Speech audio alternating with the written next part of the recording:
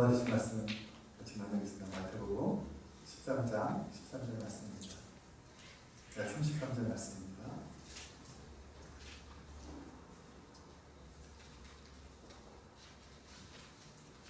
마태복음 13장 33절 말씀입니다.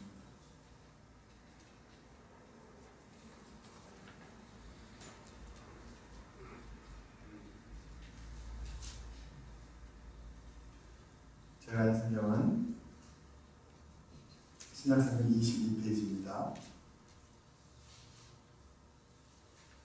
우리 같이 한 목소리로 한 절이니까 합독하도록 하겠습니다. 시작.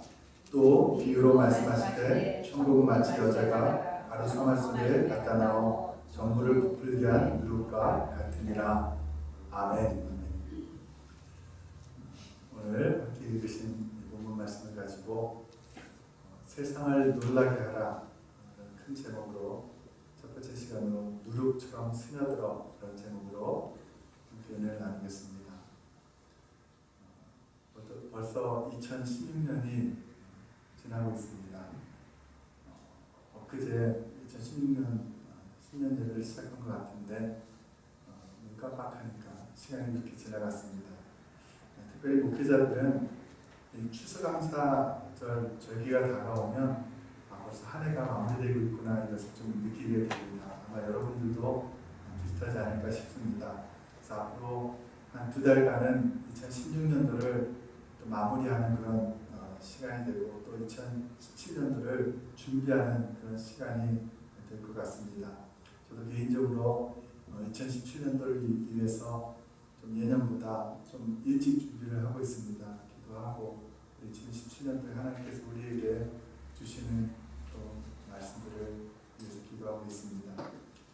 조금 일찍 이렇게 2017년도를 준비하는 이유 중에 하나는 우리가 아는 것처럼 하나님께서 우리 주민선교회를 세우신 지 이제 내년이면 이제 10년이 됩니다. 그래서 이 10년을 우리가 기대하면서 또 준비해야 되겠다는 마음이 들고 또 한 가지 솔직하게 돌아보는 것은 올해 한 해가 우리 주민선교회의 그동안에 어떻게 보면 교회적으로 가장 어려웠던 그런 시기를 저는 지났다는 생각을 해봅니다. 그래서 이 은혜 가운데 이런 시기를 지나면서 또 깨닫는 것 중에 하나는 우리가 그런 거 있죠.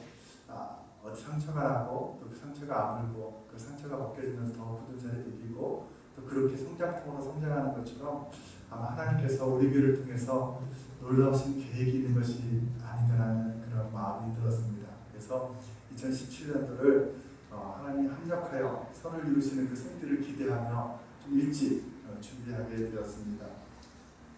저는 먼저 여러분과 함께 최근 저희 마음을 좀 힘들게 하는 그런 이야기를 여러분과 나누려고 합니다.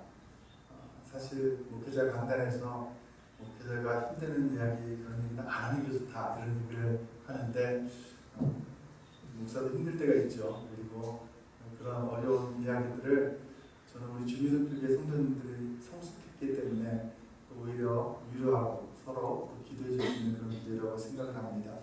그래서 때로는 목사의 푸념도 들으시고 또 그걸 위해서 기도해 주시고 그러면 좋겠다는 생각을 해봅니다. 그 중에 한 가지는 교회와 또 저희 목회를 돌아보면서 과연 우리 교회가 지금 바른 길을 지금 가고 있는가 하는 것입니다. 2017년도를 준비하면서 제 마음속에 계속해서 그런 음성이 들려왔습니다. 올해를 포함해서 지난 4년 동안에 우리 교회에서 세례를 받은 사람이 없었습니다. 물론 교회 안에 교회를 함께 섬기던 성도들이 떠나는 일들도 있었고 뭐 작은 교회에서 교회에 함께 섬기던 성도들이 마음을 주겠는데 떠나면 그만큼 힘든 게 어디 있겠습니까? 그러나 어쩌면 이는 수평이 등이 원래 많은 이민교회에서 어떻게 보면 감당해야 될 부분이 아닐까라는 생각을 해보게 됩니다. 그러나 성도들이 복음을 듣고 교회에 나와서 예수님을 영접하고 그리고 세례받고 또 훈련받아서 그리스도의 제자가 되어가는 것 이것이 어떻게 보면 교회에 하나님께서 교회를 세우신 그 모습이라고 생각하는데 교회에 나와서 세례를 받고 하는 그런 일들이 없다는 것은 교회 정체성에 문제가 되는 것입니다. 지난 4년 동안에 세례를 받은 사람이 없었다는 것은 교회가 교회 역할을 다하지 못했다는 생각을 해보게 되는 것입니다. 그것 때문에 제 마음에 불편함이 계속해서 있었습니다. 또 하나는 말씀을 준비하고 전하는 일이 참 어렵습니다. 세상 말로 스트레스가 될 때가 있습니다. 갈수록 더 어려워지는 것 같습니다. 예전에 두레마을 김준호 목사님이 LA 오셨을 때 집회를 할 때 제가 참석했다가 그런 이야기를 들었습니다. 어느 날 토요일날 저녁에 친구 전화가 왔는데 친구 목사가 전화 와서 김 목사, 내가 말씀을 준비하는데 너무 스트레스가 돼, 뭐 이런 얘기를 하더라는 거예요. 그러니까 이 김준호 목사님이 친구 목사에게 얘기를 했다는 거예요. 이 친구야, 그러려면 왜 목사하니 집사하지? 그랬다는 거예요. 근데 저는 그 말을 듣고 위로가 된 게 아니라 오히려 제게 시험이 됐습니다. 나는 아직도 토요일 저녁만 되면 이 말씀 때문에 긴장이 되고 또 스트레스가 되는데 그런 마음이 있었어요. 지금도 말씀을 준비할 때 긴장이 되고요. 스트레스가 있습니다. 주님께서 원하시는 말씀이 무엇일까? 나는 과연 하나님의 말씀을 정말 바로 잘 전하고 있는 것일까? 성령의 인도하심을 따라서 정확하게 잘 전하고 있는 것인지, 바른 복음을 전하고 있는 것인지, 성도들이 복음적인 삶, 선교적 삶, 믿음의 삶을 살아갈 수 있도록 주님의 말씀을 올바로 지금 대언하고 있는 것인지 항상 고민하고 기도하고 있습니다. 그래서 그를 위해서 책을 읽기도 하고 또 기도하기도 하고, 예전에는 어떻게 보면 말씀을 보면 딱 쉽게 해석되던 그 말씀이 그 말씀을 더 들여다보고 또 고민하고, 그럼에도 불구하고 그 말씀이 정말 주님께서 나에게 해주신 그런 말씀인가 고민을 하게 됩니다. 사랑하는 성도 여러분, 우리 교회가요 선교적 교회로 세워질 수 있도록, 그리고 부족한 저에게 하나님께서 능력의 말씀을 주셔서 여러분들이 선교적 복음적 삶을 살아갈 수 있도록 여러분 기도해 주시기를 부탁을 드립니다. 여러분들이 기도해 주셔야 돼요. 안 그러면요, 여러분 아무리 제가 많은 주석을 또 아니면 많은 책을 읽고요 말씀을 깊이 들여다본다 할지라도 성령 하나님께서 여러분들의 마음을 감동시켜 주지 않으면 그 말씀이 올바로 전달되지 않을 수가 있는 것이죠. 11월이면 그리고 미국에 대통령 선거가 있습니다. 물론 제가 누차 말씀을 드리지만 교회 안에서 정치적인 이야기를 하는 것은 바람직하지 않습니다. 저도 그래서 가급적이면 정치적인 이야기가 나오면 가급적 다른 이야기로 말을 돌리죠. 그런데 요즘 많은 분들이 고민에 빠져 있습니다. 물론 지금 대통령 선거에 나오는 사람들 누가 나오든지 간에 다 크리스천이죠. 공화당, 민주당 관계없이 미국 대통령은 크리스천이었습니다. 지금 현재 대통령도 크리스천이죠. 근데 우리 마음에는 불편함이 있습니다. 한 정당의 후보는 풍경적 시각으로 바라봤을 때, 도덕적으로 혹은 복음적인 삶을 비춰봤을 때 많은 변함이 있어 보이는 것 같습니다. 또 한 후보는 동성애 문제나 낙태 문제나 그런 성경적인 관점으로 사회 이슈를 대하지 않고 그런 접근이 좀 문제가 있어 보입니다. 근데 사실 이보다 더 걱정되는 부분 중에 하나가 기독교 국가라고 할 수 있는 이 미국이 점점 세속화되어 가고 있다는 것입니다. 종교가 점점 다원화되고 있습니다. 이 나라가 이제 기독교 국가라고 이야기하기가 어려운 그런 나라가 되어가고 있습니다. 한마디로 얘기하면 우리가 기독교인으로서 누리고 있던 그 기득권을 잃어가고 있는 것입니다. 이 기득권이란 것이 잘못된 이야기가 아니죠. 우리가 이 시대가 정치적 그리고 종교적으로 중립을 요구하는 그런 시대가 되어가고 있기 때문에 우리가 자연스럽게 우리가 복음을 전하고 누리고 있었던 그런 것들을 빼앗겨서 그것에 대한 상실감이 우리 안에 지금 점점 커져가고 있다는 것입니다. 2015년도 조사한 통계에 의하면 미국의 기독교인 비율이 70.6%라고 합니다. 이거는 2007년도에 78.4%보다 7.8%가 감소한 것입니다. 불과 7, 8년 사이에 이렇게 감소를 했습니다. 물론 이 기독교는요, 캐톨릭, 몰몬, 종교회 이런 종교를 포함한 것입니다. 그래서 순수한 개신교를 이야기한다면 전체의 50% 미만입니다. 46.5%, 그러니까 반도 안 되는 인구로 지금 내려갔습니다. 이것이 누가 대통령이 되고 누가 대통령이 되지 않고의 문제를 가지고 해결될 것이 아니라는 것이죠. 우리 마음에는 분명히 신실한 믿음을 가진 사람이 대통령이 되면 이 나라가 다시 기독교 정신으로 회복될 것이라는 그런 희망도 가지고 있습니다. 그러나 여러분 오해입니다. 여러분 미국의 기독교 보수 기독교 대통령이 된 적이 많이 있죠. 그러나 그 시대를 거치면서도 계속해서 기독교는 점점 쇠퇴해가고 있는 것입니다. 한국도 마찬가지죠. 초대 대통령이 기독교인이고 또 2명의 장로 대통령이 있었습니다. 우리가 기대하고 또 기도했던 것은 이 우리나라 대한민국이 제세상 국가가 되는 것이었습니다. 기독교 국가가 되는 것이었죠. 미국처럼 이런 기독교 국가가 되면 얼마나 좋을까. 그러나 한국의 기독교는요 점점 쇠퇴의 길로 나아가고 있습니다. 2명의 장로 대통령이 있었는데도 말입니다. 예수님께서요 12제자를 데리고 천국 복음을 증거하셨어요. 세상의 권력에 힘을 빌리지 않았습니다. 세상에 유명세가 있었던 사람들도 아닙니다. 여러분 이 예수님께서 데리고 다니셨던 제자들은 저기 갈릴리 촌구석에서 대부분이 물고기를 잡던 그런 사람 어부들이었죠. 근데 이 복음이 예루살렘으로부터 시작해서 땅끝으로 퍼져갑니다. 온 세상에 영향력을 끼치게 되고 바로 저와 여러분이 그 복음을 입은 수혜자들 아니겠습니까? 당시 세계를 제패하였던 로마에까지 복음이 들어갔습니다. 바울이나 다른 사도들이 어떤 정치적, 사회적인 특권이 있었던 것이 아닙니다. 당시 로마 황제가 기독교인이었던 것도 아닙니다. 그래서 기독교 복음을 밀어줬던 것도 아니에요. 그러나 로마가 기독교 국가로 됩니다. 그런데 오히려 기독교가 봉인되고 기독교 국가가 된 이 로마 시대를 시작으로 해서 중세 기독교의 암흑기가 시작되었습니다. 힘으로 칼로 무슬림들을 다 제거해 보려고 십자군 전쟁을 일으켰습니다. 그 결과가 무엇인가? 그 이후로 전 세계가 기독교 국가가 되었는가? 그렇지 않았습니다. 오히려 세상 권력이 집중이 되었던 이 기독교는 부를 축적하고 그리고 권력을 가지고 결국 타락하고 말았습니다.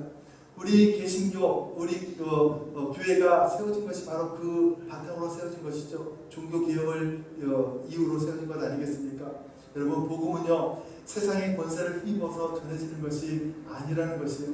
실제로 로마가 복음화된 것은 어떤 권세를 힘입은 것이 아니에요. 이 사도들이요 분봉왕이었던 그 유대의 왕들의 힘을 얻어서 아니면 총독들에게 힘을 얻어가지고 그렇게 해서 복음을 전했던 것이 아니라는 것이에요. 여러분 어마어마한 평범한 크리스천들이 사회의 각 분야에 로마의 각 분야에 들어가서 사람들에게 스며들어서 궁금증을 유발시키는 삶을 살아감으로써 사람들로 하여금 복음에 대한 호심을 불러일으키게 만들었던 것이에요. 당시 성도들은요 예수 그리스도의 삶을 몸소 실행하고 실천하는 그런 희생적인 삶을 살았습니다. 자기 원수를 사랑했고 말씀하신 대로 핍박하는 자들을 오히려 용서했습니다. 강한 자들을 돌봐줬고 굶주린 자들을 먹여주었습니다. 당시 사실포로 했던 그 로마의 그 잔혹했던 그 치세 아래 살면서도 그들은 너무나도 색달랐던 충격적인 그런 삶을 살았던 것이에요. 그러니까 이 로마 사람들이 보면서 깜짝 놀란 것입니다. 도대체 저 사람들은 무엇인가 궁금해했던 것이죠. 그래서 그들에게 복음을 듣길 원했습니다. 그들이 먼저 복음을 듣기 위해서 다가왔습니다. 그래서 로마가 변화되는 역사가 일어난 것입니다. 여러분 이러한 선교적 삶이 바로 로마를 변화시켰던 것입니다. 저는요 우리 주님의 선교교회가 이러한 선교적 교회가 되기를 축복합니다. 저와 여러분이 이러한 선교적 삶을 복음적 삶을 살아가길 원합니다. 여러분 우리 교회가 세상을 놀라게 하는 그런 교회가 되기를 축복합니다. 여러분 세상에 궁금증을 일으키게 하는 그런 교회가 되기를 축복합니다. 여러분 세상에 눌림당하는 성도가 아니라 세상을 놀라게 하는 성도가 되어야 하는 것이에요. 여러분 이것이 우리 교회가 지금까지 지향해 왔던 모습이고 그리고 2017년도에 앞으로 우리가 또한 지향해 나갈 그런 표입니다. 세계적인 선교학자인 마이클 프로스가 성도들이 일상에서 선교적 삶을 실천할 수 있는 5가지 방법과 대안을 제시했는데 바로 그 대안을 담아서 지은 책이 바로 세상을 놀라게 하라는 제목을 가지고 있습니다. 제가 만들어낸 도어가 아니라요. 바로 이 마이클 프로스가 지은 책에서 제가 따온 것이에요. 그래서 2017년도에는요. 우리 표가 뭐라고요? 세상을 놀라게 하라. 이러한 표를 가지고 나아가려고 합니다. 그래서 오늘부터 또 세상을 놀라게 하라는 그런 큰 제목을 가지고 여러분과 말씀을 나누겠지만 2017년도가 시작되면서는 아까 말씀드린 마이클 프로스트의 책 가운데 있는 그 내용들을 가지고 여러분과 함께 도전을 드리려고 합니다. 오늘 세상을 놀라게 하라 첫 번째 시간으로 누룩처럼 스며들어라는 제목으로 함께 은혜를 나누려고 합니다. 예수님의 많은 비유들 가운데 네 번째 비유에 해당하는 비유인데 우리가 읽은 것처럼 그냥 단 한 구절로 되어 있습니다. 대단히 짧습니다. 서론이 제가 오늘 좀 길었거든요. 그래서 오늘 말씀을 좀 짧게 전하려고 합니다. 그러나 누룩이 가루 소말 속에 들어가서 그 가루를 다 부풀린 것과 같이 오늘 귀한 말씀이 우리 마음속에 작지만 들어가서 또 우리 마음을 또 우리 하나님을 향한 그 마음이 풍성해지는 그런 놀라운 은혜의 말씀이 되기를 축복합니다. 시골에 어떤 농부가 살고 있었습니다. 그는 자기 밭에 수박을 잔뜩 심었는데 이 수박이 점점 자라서 이제 결실을 얻게 됐습니다. 시골에서 예전에 수박서리가 가장 많았던 것 같아요. 그래서 보니까 밤마다 이 수박이 하나 둘씩 없어지고 있었어요. 그래서 주인이 고민을 했습니다. 어떻게 하면 이 수박서리를 막을 수 있을까 생각하다가 생각을 해낸 것이 수박 하나에다가 주사기로 농약을 해서 주입을 했습니다. 그리고 큰 팻말을 달았습니다. 이 수박밭에 수박 한 통에는 농약이 들어있습니다. 먹다가 죽어도 책임 안 집니다. 주인 댁 하고 써놨습니다. 한 일주일 정도가 지났습니다. 지났더니 그 수박밭에 또 한 팻말이 붙었습니다. 그 팻말 바로 옆에 붙었습니다. 이 수박밭에 있는 수박들 가운데 두 통에 농약이 들어있습니다. 하나는 주인이 알고 하나는 도둑인 내가 압니다. 이렇게 딱 붙여놨다는 거예요. 무슨 얘기냐면 여러분, 악은 악으로 이길 수 없다는 것이죠. 악을 이기는 방법은 선입니다. 예컨대 내가 고함을 지르면 여러분 다른 사람도 고함을 지르게 되어 있는 것이죠. 스스로 낮춰야 되는 것, 그것이 이기는 방법입니다. 오늘 우리에게 주시는 이 비유의 말씀이 바로 그런 이야기입니다. 누룩이 가루 소말 속에 들어가서 가루 전체를 부풀게 하였다는 것입니다. 우리에게 이 시대에 그런 누룩의 삶을 살라고 지금 말씀하고 있는 것입니다. 이웃에게 좋은 영향력을 끼치는 그런 사람이 되어야 된다는 것입니다. 오늘 누룩의 비유를 통해서 천국 시민이 된 우리의 삶은 어떠해야 되는지를 오늘 말씀하고 있는 것입니다. 한 번만 제가 다시 읽겠습니다. 또 비유로 말씀하시되 천국은 마치 여자가 가루 소말 속에 갖다 넣어 전부 부풀게 한 누룩과 같으니라.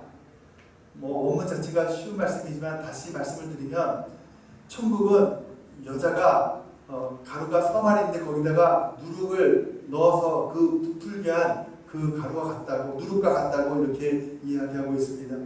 그러니까 적은 누룩이 가루 서말 큰 가루에 들어가서 그 큰 밀가루 덩어리를 부풀리게 하는 것 같이 하나님의 나라가 이 땅에서 그렇게 역사한다. 복음적인 삶은 그렇게 이루어진다. 그것을 우리에게 지금 가르쳐주고 있는 것이죠. 가루 서말, 옛날 분들은 서말 하면 어느 정도인지 짐작하시는 분들이 계실지 몰라요. 가루 서말은요, 현대 도량형으로 환산하면 약 22리터 정도 된다고 합니다. 꽤 많은 양이죠. 그 가루가 부풀어져서 빵을 만들던 떡을 만들던 그것을 가지고 먹는다고 하면 30명이 넘는 사람이 한 번에 먹을 수 있는 그런 양이라고 하죠. 근데 사실은 이것은 그런 단순히 어떤 도량을 얘기하는 것이 아니라 한 여인이 최대한도로 빚을 수 있는 어떤 반죽의 양을 이야기하는 것이죠. 옛날에 우리가 그런 얘기 하잖아요. 뭐가 많다 그런 얘기할 때 한 대밖에 한 대야 있어 이런 얘기를 하죠. 지금 그런 얘기를 하고 있는 것이에요. 그만큼 많다는 이야기를 하고 있는 것입니다. 창세기 18장에 보면 하루나 아브라함이 자기 장막문 밖에 앉아 있는데 여호와께서 찾아오셨죠. 아브라함이 눈을 떠 보니까 맞은편에 세 사람이 서 있어요. 그래서 뛰어나가서 그분들을 영접하죠. 그리고 장막에 들어가서 아내 사라에게 이야기하죠. 속히 고운 가루 세 쌀을 가져다가 반죽하여 떡을 만들라. 여기서 세 쌀하고 되어 있는데 이 세 쌀도 마찬가지로 서말을 얘기하는 것이죠. 그러니까 귀한 손님이 오셨으니까 충분히 떡이 필요하다는 그 이야기를 하고 있는 것입니다. 아무튼 이 많은 양의 가루 속에 적은 양의 누룩을 집어넣습니다. 그 결과 이 적은 양의 그 누룩이 많은 양의 가루 속에 들어가서 전부를 부풀게 했습니다. 적은 누룩이 많은 양의 가루를 변하게 했습니다. 많은 가루가 적은 누룩을 누룩에 영향을 끼친 것이 아니라 적은 누룩이 많은 가루에 영향을 주었다는 것입니다. 여러분, 이것이 바로 선교적 삶이고 이것이 바로 천국의 특성이라는 것이고 복음의 능력이라는 것입니다. 누룩은 여러분들 다 아시죠? 이스트, 빵을 만들 때에 그것을 만나게 하고 또 부풀게 하는 그러한 효모이죠. 요즘은 베이킹 파우더 같은 것들을 넣기도 하죠. 근데 베이킹 파우더는 넣으면 갑자기 이렇게 부풀어 오르지만 이 효모는, 이스트는, 누룩은 들어가면 숙성을 시키면 오랜 시간에 걸쳐서 이렇게 변하게 되는 것이죠. 제가 그 빵을 아주 잘 만드는 그런 가게를 소개하는 프로그램을 보니까 대부분 반죽할 때에 그 이스트를 넣는데 이스트를 그냥 가게에서 파는 이스트를 넣는 게 아니라 자기가 그 효모종을 직접 재배해가지고 그것을 넣는 경우를 봤습니다. 그러면 더 맛있게 된다고. 이 효모종이 들어가서 하는 역할은 그 반죽을 조금씩 변화시켜서 점점 부풀게 만들 뿐만이 아니라 그것의 맛이 있게 만드는 것이죠. 밀가루 반죽에 누룩이 들어가면 전체에 퍼진 것 같이 우리가 세상에 들어가서 스며들어가서 그 세상을 변화시키는 그런 삶을 살아야 된다고 이야기하는 것이죠. 누룩의 특징 중에 하나가 바로 은밀하게 작용한다는 데 있습니다. 베이킹 파우더와 달리 이 누룩은요, 그것이 어떤 역할을 하는지도 모르게 조금씩 주위를 변하게 만듭니다. 그래서 전체 그 밀가루 반죽이 변하게 되는 것이죠. 천국 복음은 마치 비밀 지하 조직처럼 사람의 마음속을 은밀하게 움직여서 변화시키는 그런 것이기 때문에 엄청난 그런 변화를 초래할 수 있다는 것입니다. 여러분, 우리 한 사람 한 사람이 비록 이 사회 속에서는 정말 작은 존재에 불과합니다. 미약한 존재에 불과합니다. 그리고 이 세상은 강력한 그런 그 서말과 같은 건 가위로 보일 수도 있습니다. 그러나 이 작은 누룩이 가루를 변화시킨 것과 같이, 작은 빛이 어둠을 변화시키는 것과 같이 우리가 누룩의 삶을 살아갈 때 이 땅을 변화시키는 삶을 살아갈 수 있게 되는 줄로 믿습니다. 그래서 우리의 처신에 따라서, 우리의 행동에 따라서 이 땅의 삶 가운데 좋은 영향력을 끼칠 수도 있고 그렇지 않은 삶을 살 수도 있다는 것입니다. 이 가루 반죽을 말씀하신 이유가 뭐냐면, 이 반죽이라는 것은 서로 엉켜서 그 다음에 이루어지는 것이죠. 나 혼자 있는 것이 아니라는 것이죠. 그동안 내가 느꼈던 그 대상들과 함께 모여서 나의 삶을 이루어가는 것입니다. 아내와의 관계, 자식과의 관계, 부모님과의 관계, 직장에서의 관계, 동창들과의 관계, 사람들과의 관계, 일에 대한 관계, 이런 관계들 가운데 뭉쳐서 어떤 나라는 사람의 관계들을 통해서 세상이 이루어지고 있는 것이죠. 근데 이 누룩이 뭉쳐있는 그 가루를, 반죽을 변화시킨다는 것이죠. 성격이 달라진다는 것입니다. 여러분, 이것이 바로 천국의 삶이라는 것입니다. 저와 여러분, 이 시대의 누룩이 되어야 될 줄로 믿습니다. 영원한 나를 바라보면서 우리에게 주어진 귀한 사명을 충실하게, 충성스럽게 감당해 나가야 될 줄로 믿습니다. 우리는 그런 생각을 합니다. 나 같은 사람이 이 땅에 무슨 변화의 중심이 될 수 있겠어? 나 혼자서 무엇을 할 수 있겠어? 교회를 변화시키고 세상을 변화시킨 일에 내가 무엇을 할 수 있겠어? 내 혼자의 힘으로는 어림도 없어. 여러분, 아닙니다. 누룩 한 스푼 작은 양이면 충분하다고 오늘 성경은 우리에게 말씀하고 있는 것이죠. 요셉은요, 바로 이 누룩과 같은 삶을 살았던 사람입니다. 형들에 의해서 애굽의 노예로 팔려갔습니다. 노예라는 것은요, 정말 주인에 의해서 생사가 결정되어지는 그런 존재에 불과합니다. 누룩과 같은 보잘것없는 처지였습니다. 비록 이 노예로 살았지만 자신과 함께하는 그 하나님이 그 많은 주위에 있는 사람들에게 나타나는 그런 삶을 살았습니다. 이것이 바로 누룩과 같은 삶입니다. 세상이 변화됐고 같이 살고 있던 보디발 장군의 집이 변화가 되었습니다. 모든 것이 부풀어 올랐습니다. 그가 요셉에게 자기 집과 그의 모든 소유물을 주관하게 한 때부터 여호와께서 요셉을 위하여 그 애국 사람 집에 복을 내리심으로 여호와의 복이 그의 집과 밭에 있는 모든 소유에 미친지라. 아멘. 요셉이 그 누룩과 같은 삶을 삶으로 말미암아 이 보디발 장군의 집이 변화가 되었다는 것이요, 뿐만이 아니라 나중에는 이 애국 전체가 비근해서 구원함을 받는 일들이 일어나게 되는 것이죠. 누룩과 같은 사람은 그 주위의 많은 주변을 천국으로 바꾸어갑니다. 가정도, 교회도, 나의 삶의 모든 일터에도 천국으로 바뀌어집니다. 누룩과 같은 사람들이 가는 곳마다 천국이 이루어지게 된다는 것입니다. 할렐루야. 저와 여러분 이러한 누룩과 같은 삶을 살아가길 축복합니다. 여러분을 보고 세상이 놀라야 합니다. 여러분, 만약에 여러분들이 나갈 때 그런 얘기 들었어. 누구누구 엄마 있잖아. 어떻게 그런 일이 있을 수가 있어. 그런 일을 겪고 어떻게 그런 말을 보니까 그렇게 밝을 수가 있지. 뭐 이런 얘기를 들어야 되지 않겠습니까? 그것만 너무 착한 것 같아. 나 같으면 속삭여서 한번 확 뒤집어 버렸을 것 같은데 근데 들었어. 그 엄마 교회 다닌대. 뭐 이런 얘기를 우리가 들어야 된다는 거예요. 여러분, 김 사장, 최 사장 정말 그 친구는 정말 친구인 것 같아. 비즈니스를 하는 그 모습을 보니까 한 번쯤 그냥 넘어갈 수도 있는데 어떻게 그렇게 정직하게 그렇게 비즈니스를 하는지 몰라. 참 대단한 사람이야. 내가 한번 어떤 일을 하면 꼭 맡길 수 있을 것 같아. 근데 그 사람 어느 교회 다녀. 그 사람 안수집사래. 뭐 이런 이야기를 들어야 된다는 거예요. 이것이 바로 누룩과 같은 삶을 살아가는 것 아니겠습니까? 여러분, 동성애 문제는요, 아니면 이 땅의 어떤 많은 정치적인 문제들, 이것이 대통령이 누가 돼서 그것이 바뀌어지는 것이 아니라는 거예요. 여러분, 우리의 기도가 부족해서도 아닙니다. 여러분, 지금도요, 많은 사람들이 수천 명씩 모여서 구국기도회하고 하지 않습니까? 물처럼 흐르고 있는 이 종교 다원화 시대를 우리가 살아가고 있는 것이죠. 무슬림의 물결이 있습니다. 동성애를 허용하고요. 여러분, 반성교적인 문화와 법안들이 전부 우리에게 몰려오고 있습니다. 이런 것들을 변화시킬 수 있는 것은 어떤 권력도 아니고 어떤 재력도 아니고요. 여러분, 바로 누룩과 같은 저와 여러분의 삶을 통해서 변화되게 되는 것입니다. 아멘이십니까, 여러분? 여러분, 우리가 살아가면서요, 동성애자들이 궁금해하는 삶을 살아가야 되는 것이에요. 우리가 살아가면서 무슬림들이요 깜짝 놀라는 삶을 살아가야 되는 거예요.